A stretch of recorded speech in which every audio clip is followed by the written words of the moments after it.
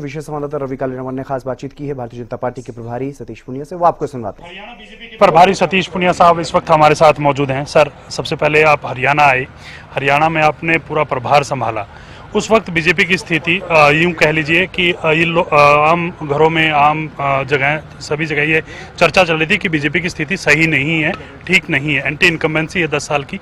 उस वक्त आपने प्रदेश की कमान संभाली, तीसरी बार भारतीय जनता पार्टी की सरकार बनी है, किस प्रकार से देखते हैं?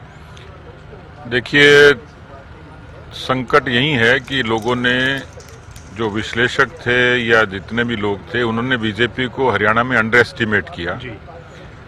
14-19 के लोकसभा और विधानसभा के चुनाव और 24 के लोकसभा के चुनाव, यदि इसको पूरा ठीक से विश्लेषण करते तो हरियाणा में बीजेपी गॉन केस नहीं था, वहां पूरा स्पेस था। ये गुंजाइश थी कि हम तीसरी बार सरकार बना सकते हैं। ये उसी तरीके का मिथक था जो ये कहते थे हरियाणा में कभी सरकार नहीं बन सकती, एक बार नहीं बनेगी, दोबारा नहीं बनेगी और तिबारा भी बनी। इसके पीछे संगठन भी अपने आप में एक ताकत थी, उसमें रणनीति अपने आप में ताकत थी, पार्टी का कैंपेन अच्छा था, कैंडिडेट अच्छे थे। कुल मिलाकर जब सारे फैक्टर्स मिलते हैं तो हमने रणनीति पर खास फोकस किया था। ऐसी कुछ सीटें थी जो सेफ थी और ऐसी कुछ थी जीतने सकने वाली। उन सभी सीटों पर फोकस करके एक अच्छी स्ट्रेटेजी से काम किया। जो पर्दे के पीछे की रणनीति थी उसी ने पार्टी को जीत के दरवाजे तक पहुंचाया। एक जो बीजेपी की नीतियां रही हैं, बीजेपी की जो कार्यशैली रही है पिछले 9-9.5 साल में, जो कामकाज किए हैं, उनको किस प्रकार से देखते हैं? उनको कितना श्रेय देते हैं उन कामों को लेकर जो गरीब लोगों तक अंत्योदय की भावना से आप लोगों ने काम की? देखिए, 10 साल में मोदी जी की सरकार ने, जो उनकी सरकार की नीतियां थी, जनधन, उज्ज्वला, आयुष्मान, जल जीवन मिशन से लेकर तमाम ऐसी योजनाएं थी जिससे हरियाणा में धरातल पर जो बुनियादी विकास था उसको ताकत मिली। हरियाणा की जनता राम भक्त भी है, हरियाणा की जनता देशभक्ति भी है। वो 370 से राम मंदिर से भी ताल्लुक रखती है और इसलिए जो लोगों ने जिस तरीके का भ्रम फैलाया था वो कोशिश की उन्होंने, लेकिन सफल नहीं हुए थे। लोकसभा में जब 5 सीटों का एनालिसिस किया तो हम 44 सेगमेंट पे आगे थे असेंबली में। ये वही फिगर था जो ऑर्गेनिक तरीके से हमें मुकाबले में ला रहा था, जिस पर किसी की निगाह नहीं थी। केंद्रीय नेतृत्व का, क्योंकि मोदी जी से लेके नड्डा जी से लेके अमित शाह जी से लेके 3 बड़े लोग थे, 4 हमारे प्रभारी, हम सब लोग आपस में, हमारी एक अच्छी वेवलेंथ थी, एक अच्छी स्ट्रेटेजी हम लोग प्लान कर रहे थे। टीम हरियाणा के साथ मिलके बिना किसी अहम के हम लोगों ने जमीन पर काम किया और इसलिए 10 साल की जो केंद्र सरकार की और हरियाणा सरकार की जितनी जो उपलब्धियां थी, उन्होंने बीजेपी को जीत के दरवाजे तक पहुंचाया। पुनिया साहब, मैं यहाँ कुछ सीटों का जिक्र करना चाहूंगा। दादरी सीट की बात कर लें, बाड्डा सीट की बात कर लें, उचाना की बात कर लें, ये जाटलैंड कही जाती हैं। आप भी उसी समाज से आते हैं और इन तमाम सीटों पर जिस प्रकार से आपकी पकड़ हुई है, आपने यहाँ कमल खिलाने का काम किया है जो कि पहले कभी नहीं खिला था। इस रणनीति को किस प्रकार से देखते हैं? क्या अलग से रणनीति वहाँ अपनाई या फिर लोग मन बना चुके थे कि भारतीय जनता पार्टी को इस बार वोट करना है? क्योंकि पहले की अगर बात की जाए, किसान आंदोलन पे भी आपको लोगों को भरा बुला कहा गया, गांवों तक घुसने नहीं दिया गया, इस प्रकार की स्थिति उस टाइम पे बनी हुई थी।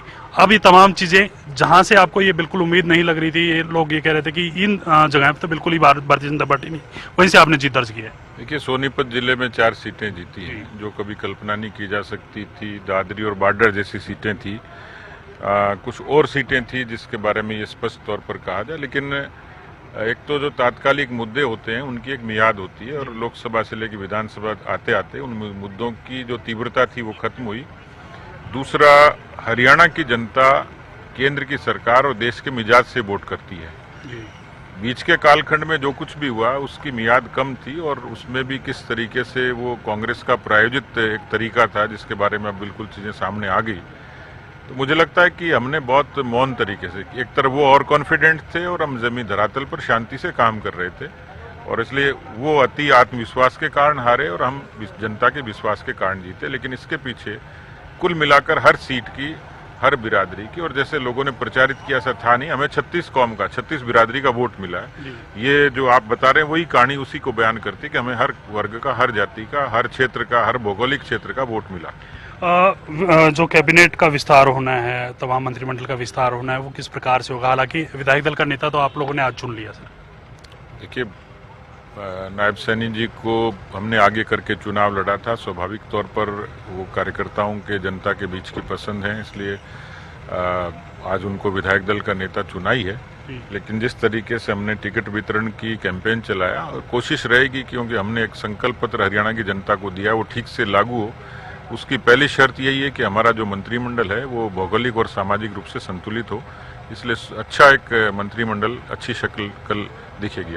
अंतिम सवाल रहेगा सर, ये जो पूरा मंत्रिमंडल रहेगा ये अच्छा तो रहेगा ही, विकास भी करेंगे, जो वादे आपने चुनाव के दौरान किए थे वो कब तक पूरे कर लिए जाएंगे?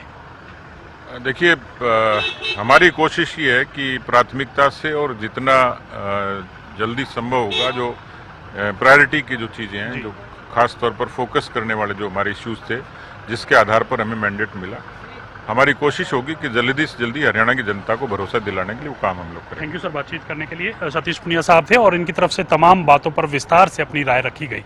कैमरामैन राजेश के साथ मैं रवि कालीरमन, हरियाणा न्यूज, पंचकुला। तो आपने सुना हरियाणा बीजेपी के प्रभारी सतीश पुनिया को, और उन्होंने साफ तौर पर कई महत्वपूर्ण बातें कही हैं। क्यों कांग्रेस हारी, क्यों भारतीय जनता पार्टी जीती, कैसे इतना प्रचंड बहुमत मिला, उन तमाम विषयों पर बातचीत हुई है। उसमें उन्होंने साफ तौर पर यह कहा कि अति आत्मविश्वास के जरिए कांग्रेस को हार का सामना करना पड़ा है और हमने शांत रह करके जमीन पर काम किया है। कई मुद्दे थे जिनको लेकर के जमीन पर काम किया गया और उसी का ये परिणाम है कि जनता का विश्वास हमें मिला है और आज ये प्रचंड बहुमत की सरकार बनने जा रही है। हरियाणा प्रदेश में नायब सैनी को लेकर के भी उन्होंने कहा कि नायब सैनी का नेतृत्व में ही चुनाव लड़ा गया है, उनका चेहरा आगे रखा गया था, तो ऐसे में स्वाभाविक सी बात है कि उन्हीं का